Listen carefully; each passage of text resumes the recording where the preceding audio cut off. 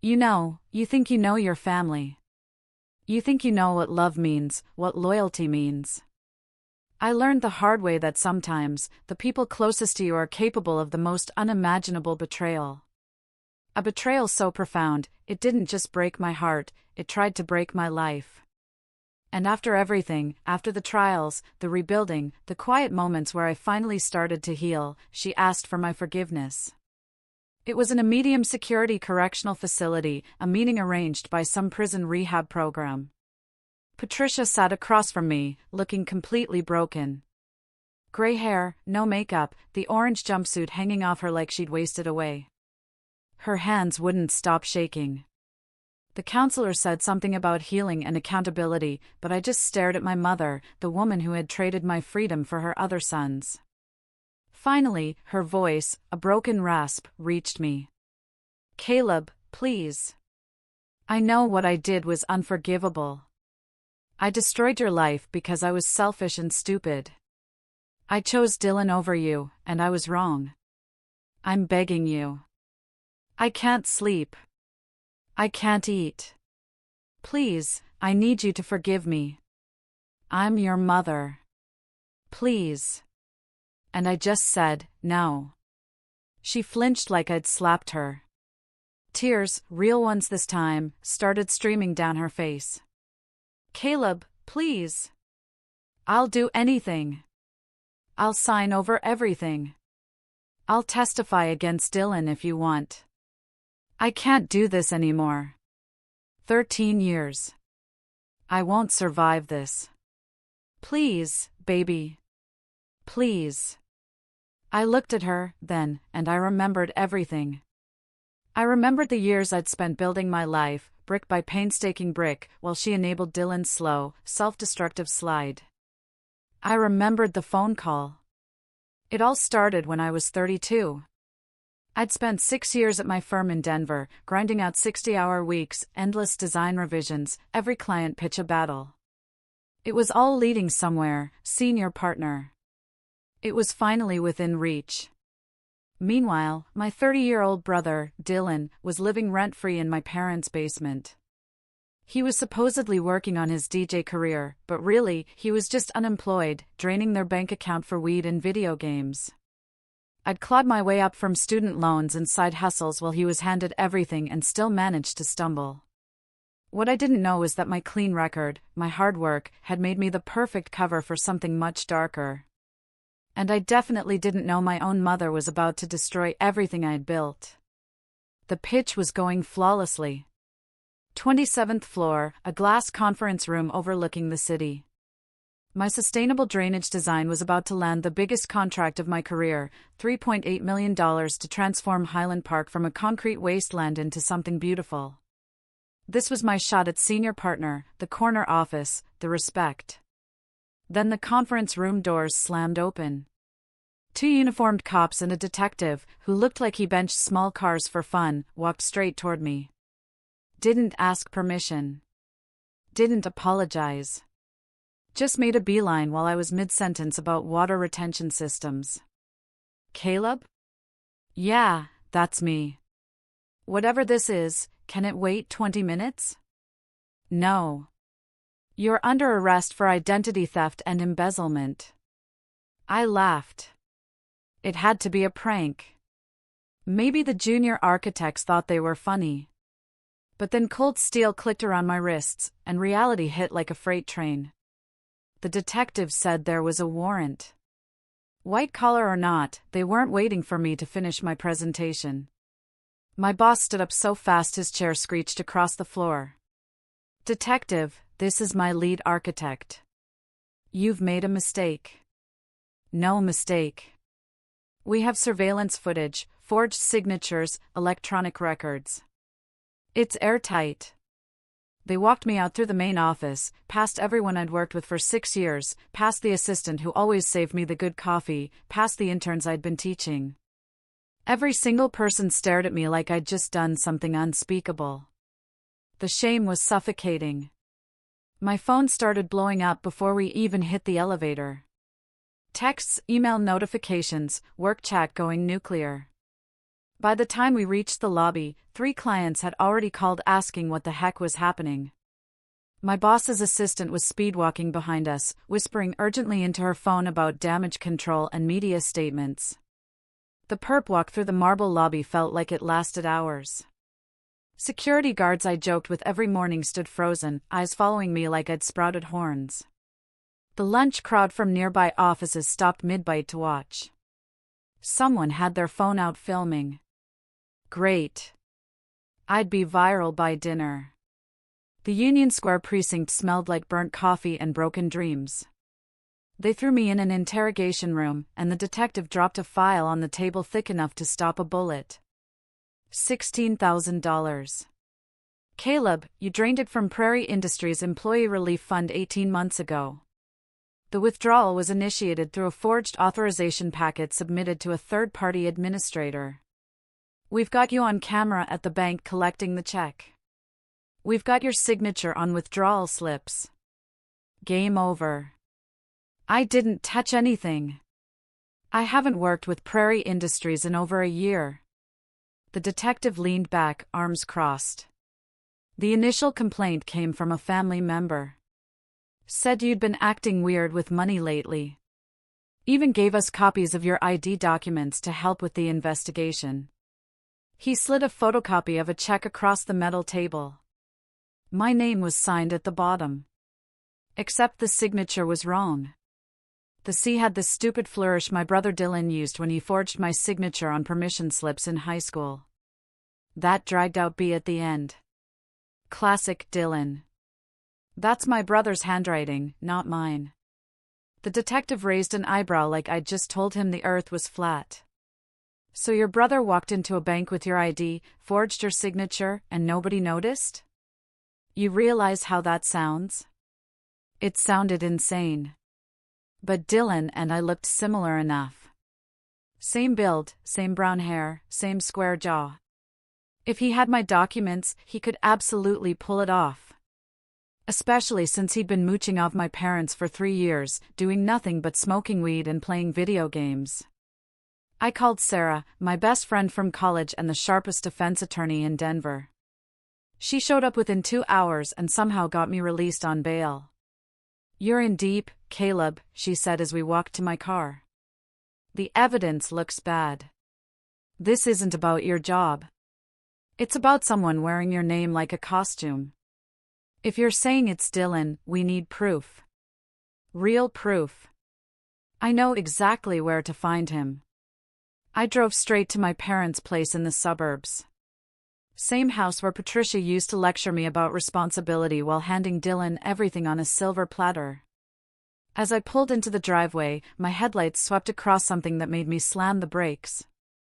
A neon orange McLaren 570S, sitting there like a middle finger to reality.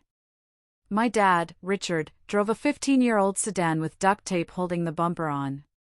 Patricia had a basic SUV she'd owned since 2010. Dylan's biggest accomplishment was reaching Prestige Master on some video game. Where the heck did a $200,000 car come from? I got out and touched the hood. Still warm. Someone had been driving it recently. The paint was perfect. Showroom shine. No scratches, no door dings. Not even a speck of dust. Someone was babying this thing. I checked the temporary tag in the window, registered 3 days ago to some business name I didn't recognize. The interior was pristine through the window, tan leather, carbon fiber trim, that new car smell probably still clinging. The odometer read 127 miles, barely broken in. I pulled up my phone and snapped photos of the VIN, the temporary registration, the odometer. Something about this car screamed wrong. Dylan couldn't afford a Happy Meal without begging Mom for cash. Now he's driving a car worth more than most people's houses. I pushed open the front door, unlocked as always, and walked inside. The scent of vanilla candles hit me first, Mom's signature smell, the one she used to cover up every lie this family ever told. They were all sitting in the dining room, eating dinner like it was just another Monday. Steak, mashed potatoes, water glasses. Perfect suburban family scene. It made me want to put my fist through the wall. Caleb. Patricia set down her fork. Zero surprise on her face. You're home early. You knew I got arrested? Of course. The police called asking about your residency history. Dylan wouldn't look at me. Just kept sawing at his steak, hands shaking like a leaf. I lunged for him, but Dad blocked me with surprising speed. Caleb, control yourself. That's your brother. He stole 16 grand using my name. They handcuffed me in front of my entire office. My career is finished because of this waste of oxygen. Don't call your brother names. Patricia snapped. She stood up, pushed me into a chair with more force than I expected. Her grip felt like iron. Sit down. We're going to discuss this like adults. Before we talk about anything, I said, gripping the chair arms, I want to know about that McLaren outside. Whose is it? Dylan shrunk back. It's for my influencer content. Influencer content? You stole company funds to play rich kid on Instagram? Enough. Patricia's voice cut through the room like a blade. What's done is done. Dylan made a mistake. He didn't mean any harm. A mistake? It's multiple felonies, Mom. Identity theft, fraud, embezzlement. Dad cleared his throat. The issue is, Caleb, Dylan isn't equipped for hardship like you are. You have education, a career, mental toughness. Dylan, he's sensitive. He's fragile. Ice water flooded my veins.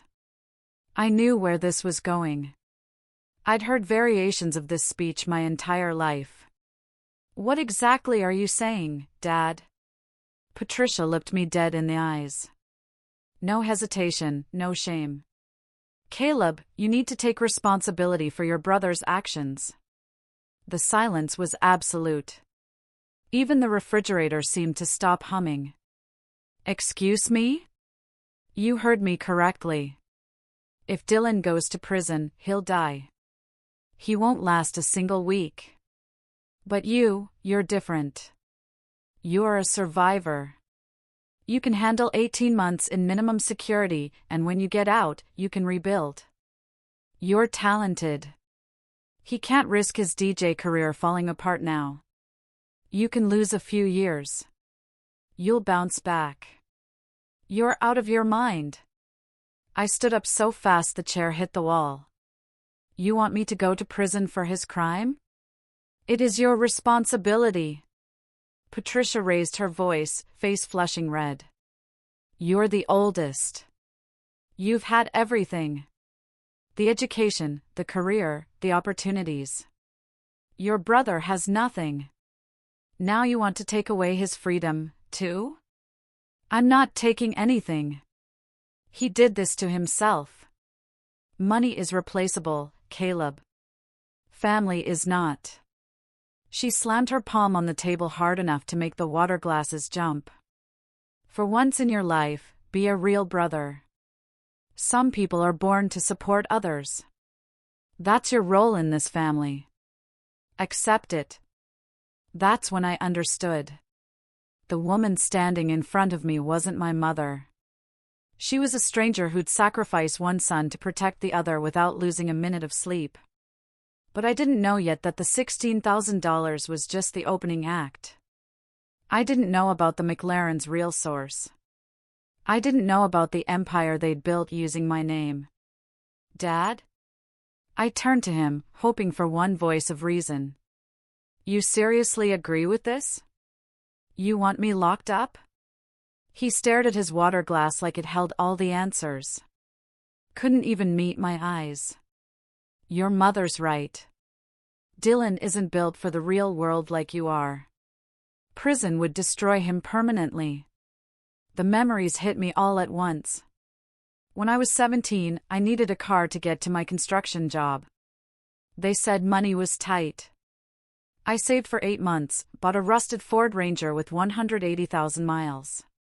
3 weeks later, for Dylan's 15th birthday, they rolled out a brand new Kawasaki dirt bike. When I got into college, I took out $60,000 in student loans and worked 2 jobs delivering pizzas and doing landscaping. The college fund my grandfather left me had mysteriously evaporated. That same year, Dylan went on a summer art program to Italy that cost $8,000. My entire life had been me clawing for every scrap while Dylan got handed everything and still managed to fail upward. "I won't do it," I said, voice flat and final. "I'm not pleading guilty." "Dylan, you're on your own." Dylan's eyes filled with tears. Same trick he'd been using since he was 5. "Caleb, please. I'm scared. I owe people money. Bad people. If I go inside, they'll kill me. You've always been good at fixing things. You're my big brother, man. Don't give me that big brother garbage. You're driving a $200,000 car while I work 60-hour weeks. Where did the money for that car really come from?" Dylan glanced at Patricia, then stammered. It's a rental for content." "So, you called the cops on me for your garbage? I will mess you up." "Enough." Patricia stepped between us, puffed up like she was ready to physically fight me. "We're not discussing the car. We're discussing your brother's future. You turned me in. I forced you to do the right thing," she said like it was the most reasonable explanation in the world. "And I can fix it if you cooperate. Plead guilty. I've already talked to Mr. Henderson, our family attorney. If you confess and pay restitution, you might get probation. Maybe 6 months in county at worst. Minimum security. We'll cover the $16,000. Dad and I will figure it out." Mr. Henderson, a man I'd looked up to my whole life. The fact that she'd already pulled him into this conspiracy made the walls feel like they were closing in. "I'm not confessing to something I didn't do. I'm going to fight this. I'm hiring the best lawyer money can buy. And when the investigation points to Dylan, then he faces the music." I turned toward the door. "If you walk out," Patricia screamed, "don't ever call me Mom again. I will do whatever it takes to protect Dylan. Whatever it takes, Caleb. I will burn your life to the ground if I have to." I didn't look back. I slammed the door and walked into the cold October air. I looked at that McLaren one. Last time. Something was wrong. $16,000 couldn't buy that car. Couldn't even cover insurance. And Dylan said he had gambling debts. If he had debts, why the luxury car? Nothing added up. That was Monday. By Friday, she'd turned my life into a bonfire. I drove back to my apartment, hands shaking so bad I could barely grip the wheel. Called Sarah the second I got inside. "They want me to take the fall. Tell me you're not considering it." "Heck no." "But Sarah, something's off. There's a McLaren in their driveway. Dylan says it's a rental, but my parents weren't worried about money. They were only worried about Dylan doing time." "A McLaren?" Sarah sounded alarmed. "Okay, listen. Come to my office tomorrow morning. Do not talk to them again. And most importantly, check all your bank accounts right now." I opened my laptop, logged into my savings account. The screen loaded, and my heart stopped. Balance, $0. My savings. The account I'd been building for 9 years to buy a house. $43,000. Gone. Completely wiped out. I checked the transaction history. A massive transfer initiated that afternoon right after I got arrested. Authorized by Patricia. The timestamp showed 2:47 p.m., less than an hour after the cops walked me out. She'd been watching the clock, waiting for the exact moment I'd be locked in that interrogation room. Couldn't defend myself. Couldn't stop the transfer. Couldn't even check my phone. She'd planned it down to the minute. Probably had the transfer page loaded and ready, finger hovering over the confirm button. I scrolled through more transactions, smaller withdrawals dating back weeks. $200 here, $500 there. She'd been testing the waters, seeing if I'd notice. I never checked this account regularly, just watched the balance grow on autopay from my paycheck. She'd exploited that perfectly. I'd forgotten. When I opened this account right out of college, Mom insisted on being a joint holder just for emergencies, she'd said. I was 22 and trusted her. Never thought to remove her name. She'd cleaned me out. My defense fund, my future, my safety net. My phone buzzed. Text from Mom. Asterisk, this is just the beginning. Cooperate and I'll return it. Force my hand and you'll lose everything. Asterisk, then another text immediately after. Asterisk, you think I won't do it again? I made one phone call and they put you in cuffs. Don't test me. Asterisk, I threw the phone across the room. 3 days later, someone pounded on my door like they were trying to break it down. My landlord. He looked genuinely afraid. Caleb, I'm sorry. Your mother just called. She said you're running a methamphetamine distribution operation out of this apartment. She sent me a photo of your arrest warrant. I can't take this risk. I need you out in 72 hours. I've known you for 5 years. I'm a landscape architect, not a drug dealer. I'm refunding your security deposit. Please, I can't have the police raiding my building.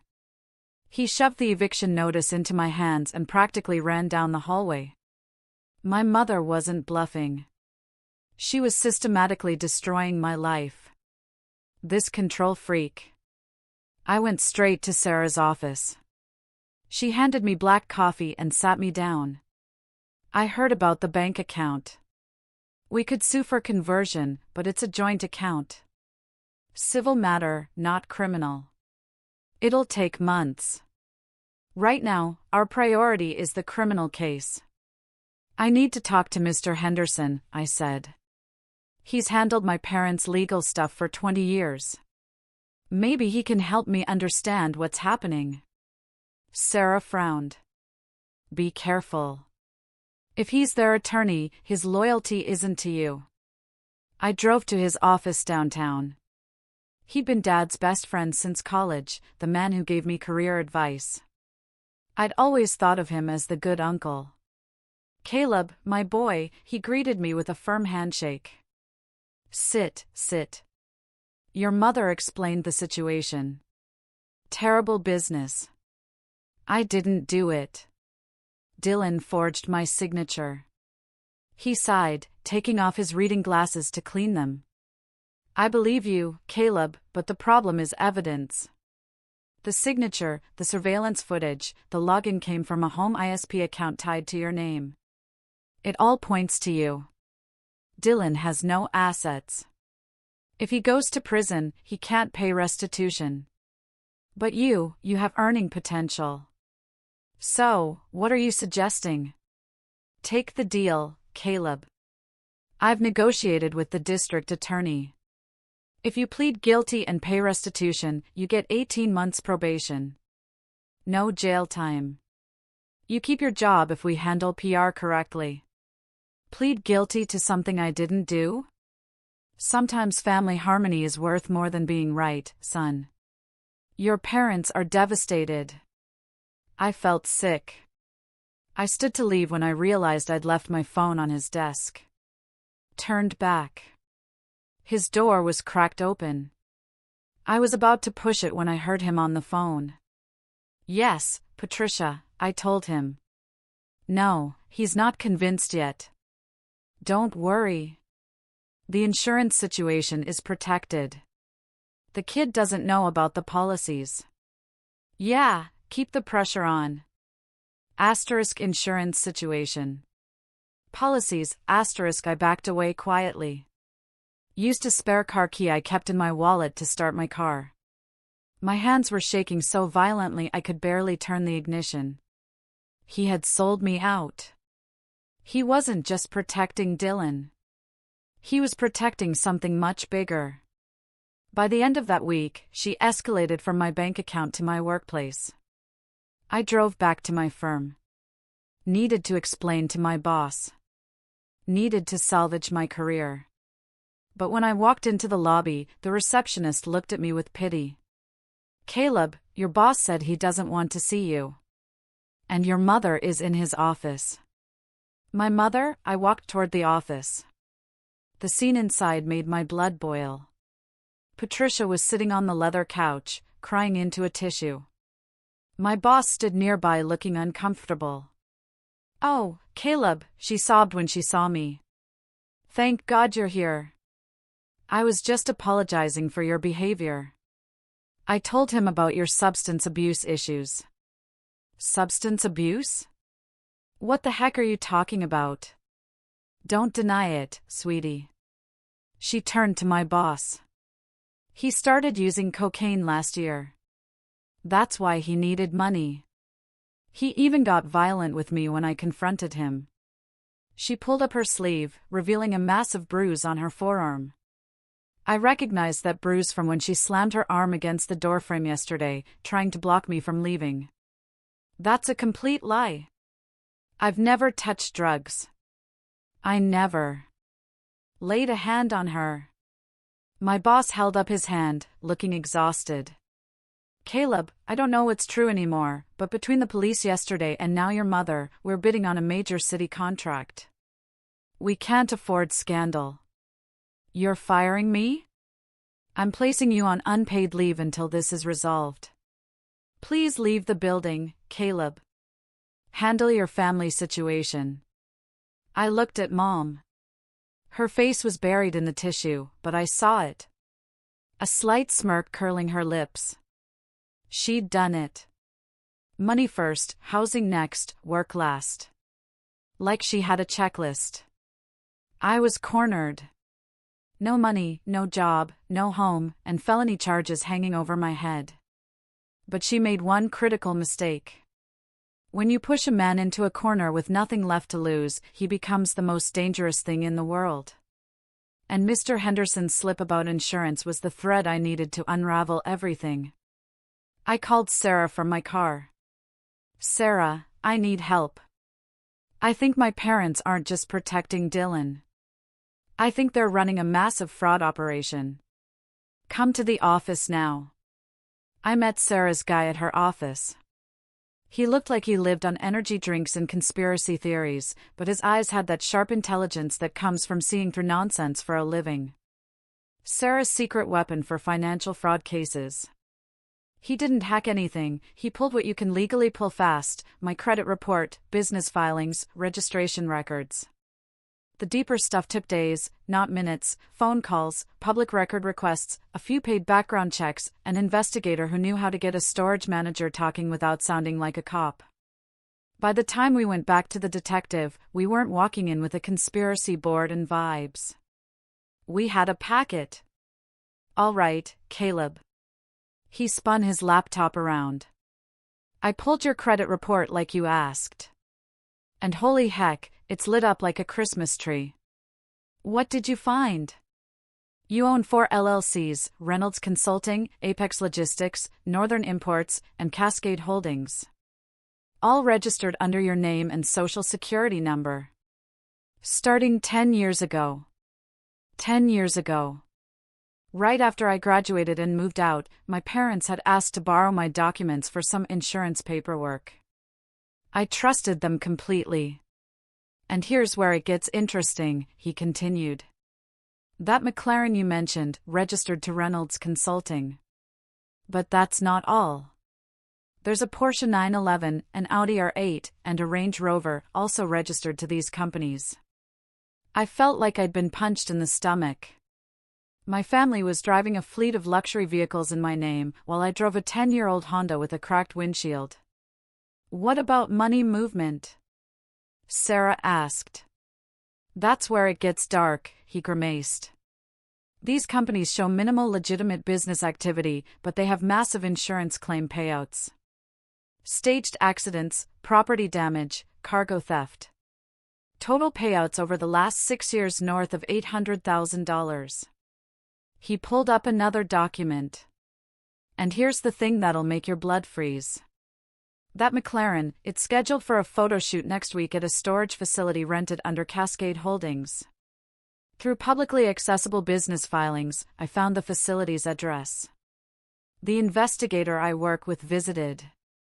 They've been moving damaged car parts in and out for months, bumpers, hoods, fenders.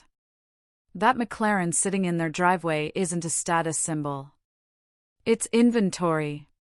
They're planning to total it in a staged accident next week for a 6-figure insurance payout. He clicked through more files, spreadsheets with dates, locations, claim amounts. Check this out.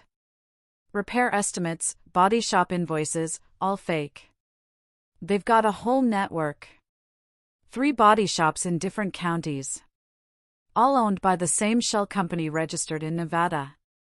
They bring in wrecked luxury cars from auction. Swap VINs with clean titles registered to your LLCs, then stage collisions for insurance money. The body shops write inflated damage reports. Insurance pays out. They pocket the difference. He pulled up photos. This Porsche 911 bought at salvage auction for $22,000 with front-end damage. 2 months later, same VIN shows a rear-end collision claim for $90,000. The math doesn't work unless you're committing fraud. How many vehicles? I asked. At least 12 in the last 3 years. Some got totaled twice using different VINs. They're rotating through cars like a chop shop, but making it look legitimate with your clean record backing the claims. It's sophisticated as heck. My stomach dropped. The warm car in the driveway wasn't about showing off. It was product positioning for the next scam. And the money trail? I asked. Laundered through multiple accounts, but it all flows back to 2 people, Richard and Patricia. They've got offshore accounts in Belize, a Nevada LLC that owns the body shops, and cash withdrawals that coincidentally match Dylan's gambling habits. Your brother's been living off this operation while you worked your butt off. Everything clicked. Dylan's $16,000 embezzlement was pocket change, a stupid mistake by an addict brother that threatened to expose the entire operation my parents had built, using my identity as the foundation. They wanted me to plead guilty, not just to save Dylan. They wanted the case closed immediately. If police investigated Dylan's finances deeply, they'd find the shell companies. But if I took the fall, the file would be sealed, and their empire would stay hidden. I was the perfect cover. We need hard proof, Sarah said. These numbers are suspicious, but they could claim you were running the company since your name is on everything. I know someone who can help, I said. Chloe. Chloe was Dylan's ex-girlfriend. They'd broken up 4 months ago after a massive blowout.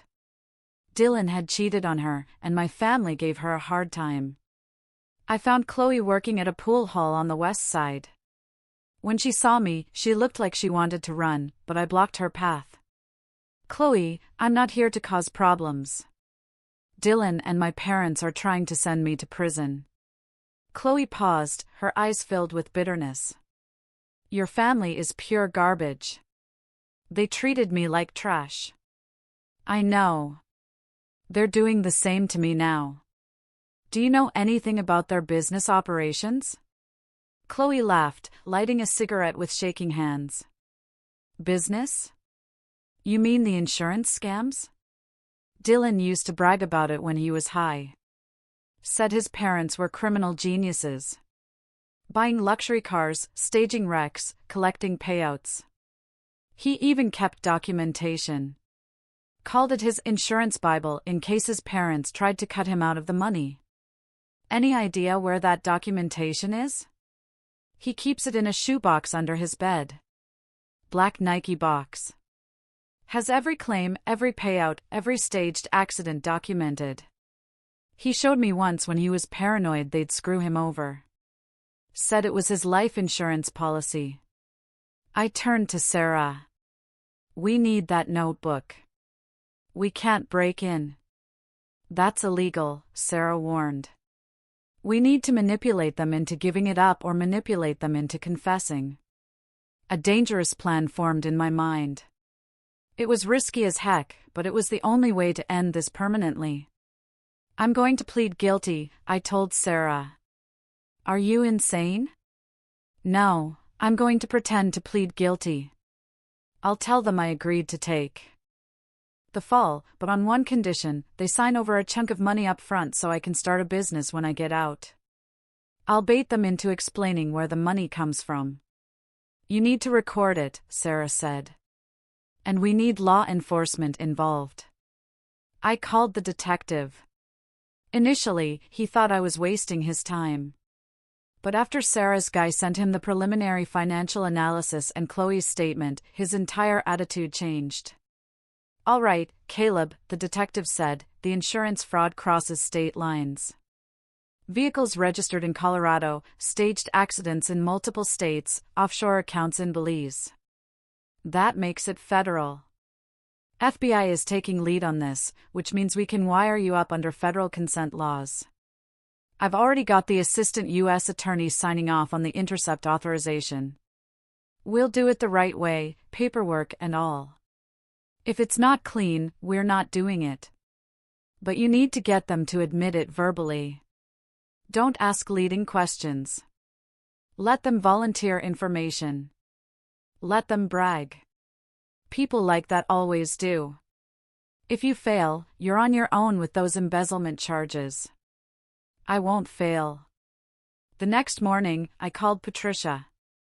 Made my voice sound as broken and defeated as possible. Mom, I can't do this anymore. The landlord kicked me out. The company suspended me. You win. I'll take the plea. Silence on the other end. Then Patricia's voice, triumphant and disgustingly sweet. I knew you'd see reason, Caleb. You've always been a good son. Come home tonight. We'll celebrate the family coming together again. Celebrate, she used the word celebrate for her son going to prison. I hung up and looked in the mirror. The man staring back looked exhausted, but his eyes burned with purpose. Tonight, I was walking into hell. And I wasn't walking out alone. The detective and his FBI team fitted me with a high-quality wire taped tight to my chest under my shirt. They also gave me a burner phone as a backup recording device. They'd be in an unmarked van 1 block away, recording every word. The detective ran through the protocol one more time. Get them talking about the cars, the companies, any admission of fraud. Don't ask leading questions. Let them volunteer information. We need clean confessions. Don't steer them. Just give them room. And Caleb, if things go sideways, if you say the code word blueprint, we're 30 seconds away. Don't be a hero. I nodded, checking my phone one last time before handing it over. The tech guy did a final wire check, making sure the audio was crystal clear. No turning back now. The drive to my parents' house felt surreal. Every red light, every turn brought me closer to ending this or getting even deeper if they suspected something. I parked my car next to the orange McLaren, still sitting there like a trophy. I walked inside. The atmosphere was celebratory. Patricia had cooked a massive dinner. Dylan was sprawled on the couch, grinning like an idiot. The prodigal son returns. Dylan cheered, clearly already hyped up. Caleb, I knew you wouldn't abandon me. I fought the urge to vomit, slumped my shoulders, played the defeated card. Save it, Dylan. I'm doing this for family, not for you. Sit down, son. Dad poured and handed me a glass of sparkling cider. This is the right choice. Family comes first. I held the glass, but didn't drink. Before I go to the DA tomorrow, we need to settle something. I'm losing my career. I need a financial guarantee for when I get out. Oh, stop worrying. Patricia waved her hand dismissively, practically glowing with satisfaction. We'll take care of you. How much do you want? I want $200,000, and I know you have it. I see the McLaren, the Porsche. Where did you get that kind of money? Dad's pension can't cover this. Dylan laughed, already riding high on adrenaline. He didn't understand the mechanics, but he'd memorized the bragging points. Pension? Bro, you think we're living off pension? You're the golden goose. Reynolds Consulting, Apex, Northern, all your companies. We've pulled in close to $1 million using your clean record. Dylan, shut your mouth. Patricia snapped. But Dylan was on a roll. What? He's taking the fall anyway. He should know what he's protecting. Dylan turned to me. That warehouse fire last year, $300,000 payout. The highway pileup last spring, another $150. You're a genius and don't even know it. Dylan, I said enough. And the McLaren? That's going into a staged wreck next week. Already got the claim forms ready. Some hit-and-run setup on Cherry Creek Boulevard. Boom! $250,000. Easy money.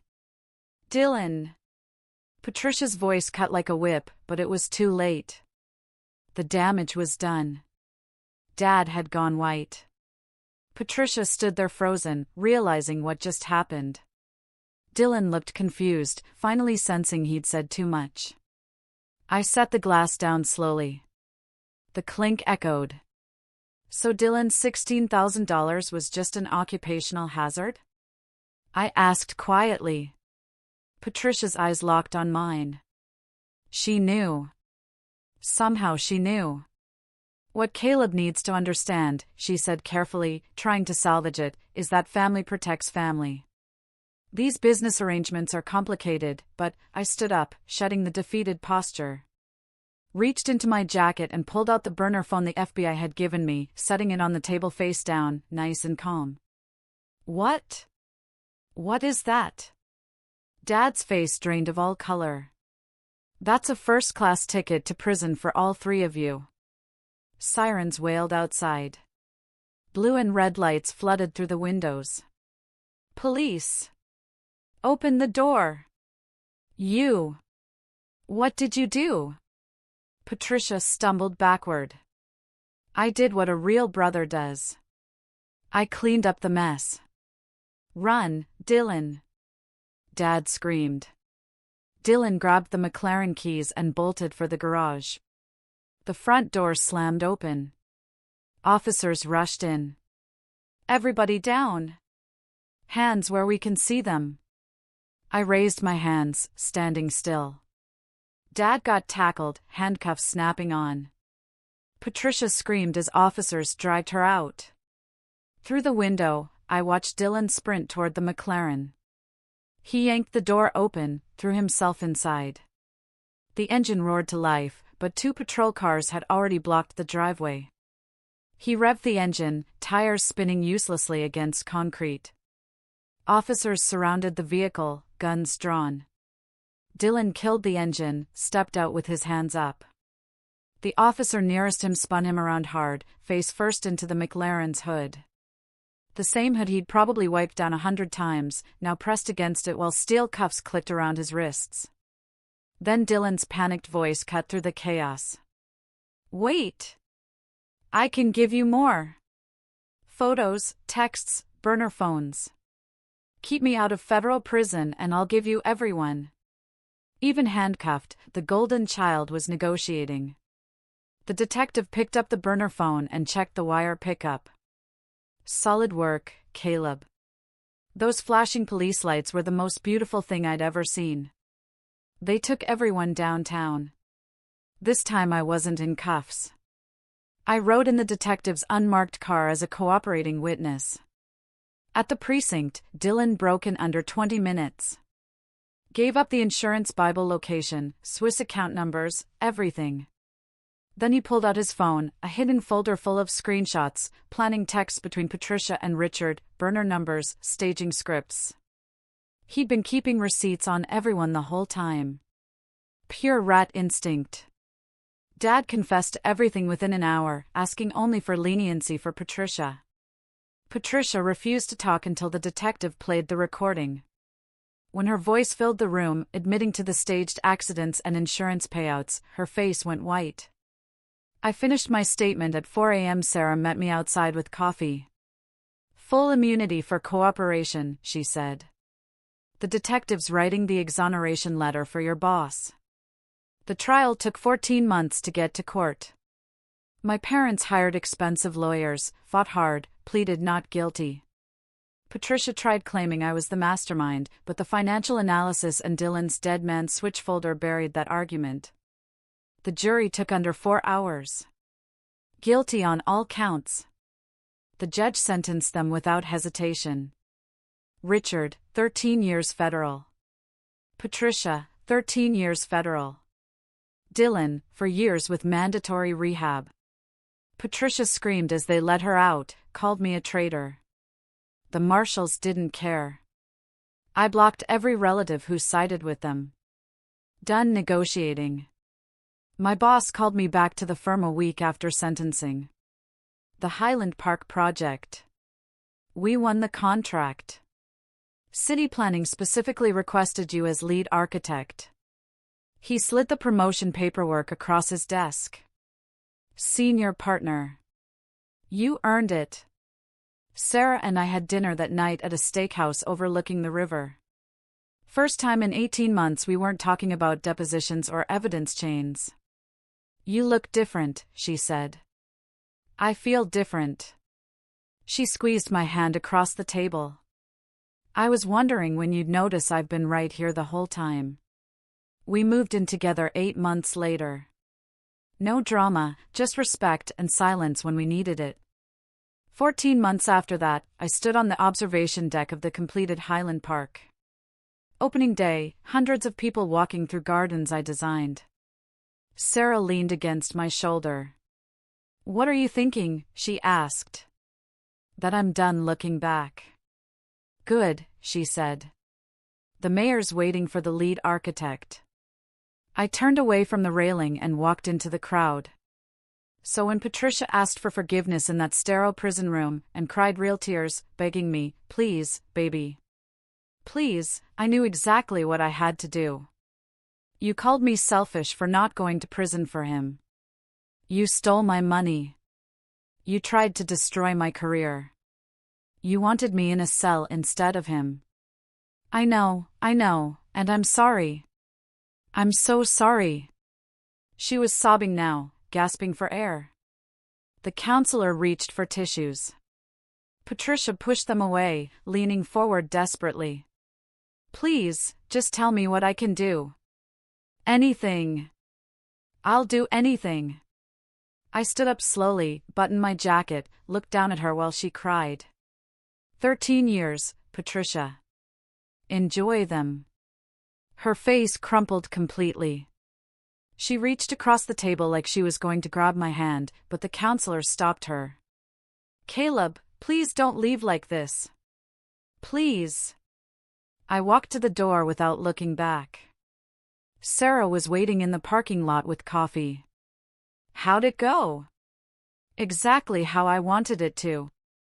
Have you ever had to choose between your family and yourself?